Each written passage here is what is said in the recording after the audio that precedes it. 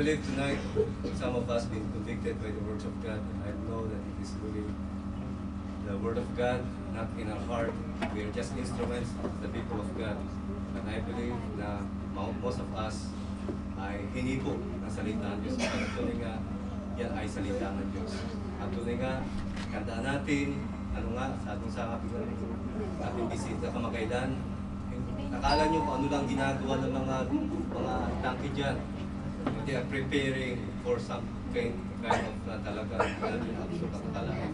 At tunay nga, wala na tayong place na pwede natin maging assurance po natin. At tunay nga po, may mga nasabi nga po na sa Syria ay okay mag-alala, tulad mo wala mangyayari. But tunay nga, yung in-expect mo nila na gano'n, nagulat na lamang sila. Tunay nga, huwag tayo pakasigurado sa ating buhay. Ang mahalaga, kung ikahinig mo ng Panginoon sa gabing ito, tanggapin mo siya sa puso mo.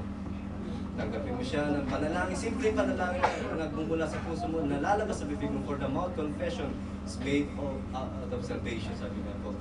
Sabi ng salita ng Panginoon. Just say, Lord Jesus, I accept you as my personal Savior, forgive my sin, and I believe that you are the Son of God, and I thank you for making me as one of your children, or son, or daughter of God.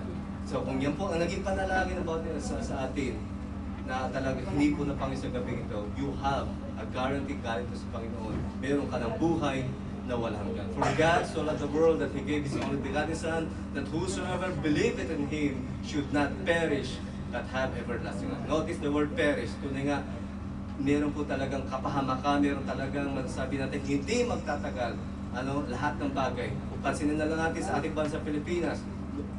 Have you noticed in our country, sometimes we are expecting in time of December, ay hindi uulan. Tunay nga makita natin as yung pong basically makita natin ang pangyayari po sa Davao, di po ba? Hindi nila sukat ang kalahin sa pagkatunay nga wala na sa alignment ang ating mundo. So mahalaga, meron tayo po din sa ating assurance, sa ating puso. Nawa ay tanggapin natin siya. So kailangan po, kahit kayo nag-isa, kahit sa silent prayer, yung bang whisper of prayer na mula sa puso niyo, lumabas sa bibig niyo, I guarantee, meron na po kayong buhay na walang gas. So tayo po na lang muna, tumay po tayo. At for conclusion,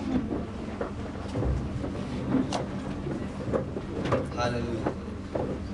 Father God, once again, we thank you, Lord God, for your words that really penetrate in our heart, Lord Jesus. Through Lord Jesus, your word stand forever, Lord God.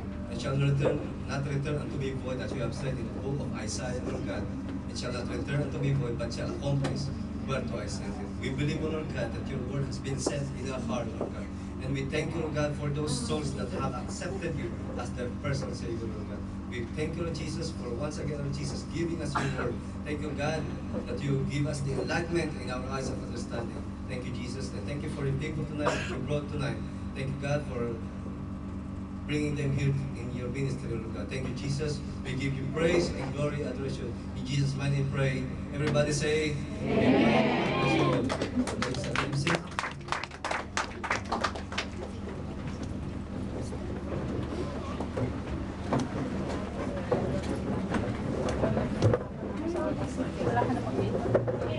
Gusto mo ng sandalan?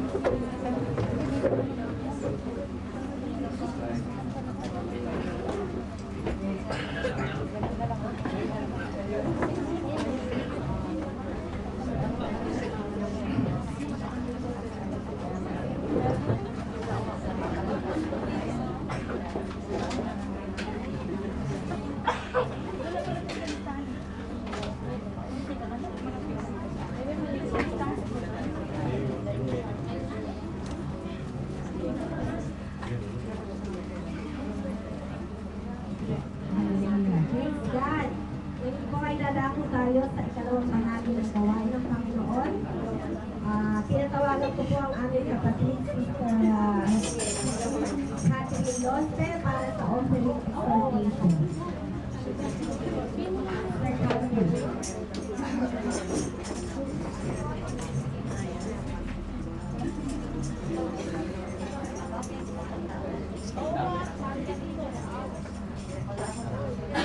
Magandang gabi po sa lahat. Nadako tayo sa ating part about giving. Ano ang pagbibigay? Ang pagbibigay ay siyang pangalawang pagsasapatan. Sa ating lahat, alam natin na ang pagbibigay ay isang mahalagang parte sa ating pagsasapatan. Dahil kung mababasa natin sa 2 Corinthians 7,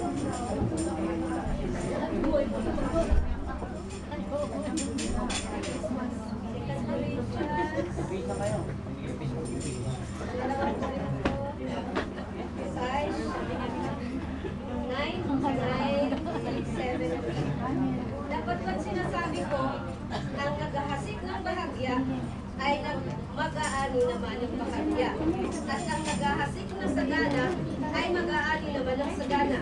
Magbigay ang bawat isa ayon sa ipinasya ng kanyang puso. Huwag mabigat sa loob o dahil kailangan sapagkat iniibig ng Diyos ang nagbibigay ng masaya. Pagdating sa pagbibigay, marami sa atin ang kumitipas sa kasulatan. Pero lagi natin sa tandaan, if we give, God bless us more. Dahil sabi niya, mas maraming blessing ang tumatanghang nagbibigay kaysa tumatanggap. As my experience, aking sarili, siguro mga 1 year na ako ngayon. Sa January, 1 year na akong tumanggap sa aking Panginoon. Hindi ko alam kung ano ang pagbibigay sa Panginoon. Pero nung malaman ko na ang pagbibigay pala ay isang pagpapala. Kapag nagbigay ka, binabalik. Kung magkano ang naibigay mo sa Kanya, ibabalik sa iyo. Yung naibigay ko rin. Ibabalik din mo yun. Dahil kung malalaman natin sa Malakay 3, lahat ng Kristiyano alam yung Malakay 3. Sabi niya, tatlong ko, hindi ko buksan ang kailangan ng aking pintalan at ibibigay ko lahat ng panalangin. Siksik at tumakap. Sino Kristiyano na ayaw ng blessing na galing sa atin? Sino ayaw na pagpalain tayo ng Diyos? Siguro lahat tayo ay gusto na pagpalain tayo.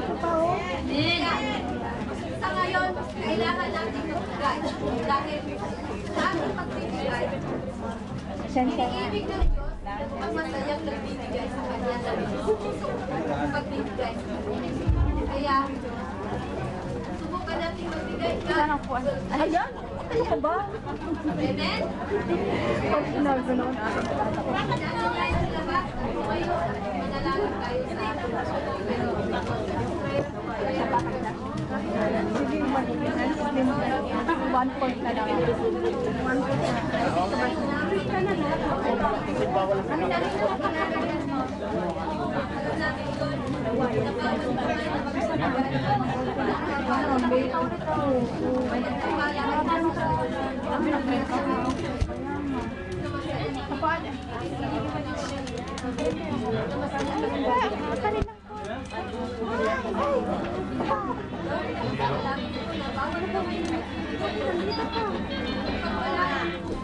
lahat ng pangangailangan nila. Ikaw po ang magbigay sa kanila.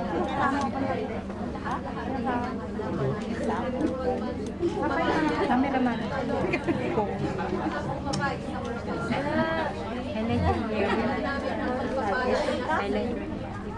So ating pinabalik ko sa salamat sa tanging pangalan.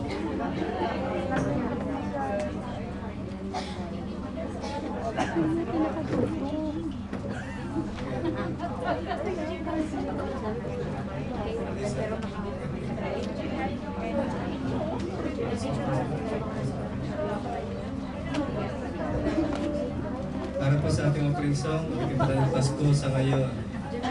Amen?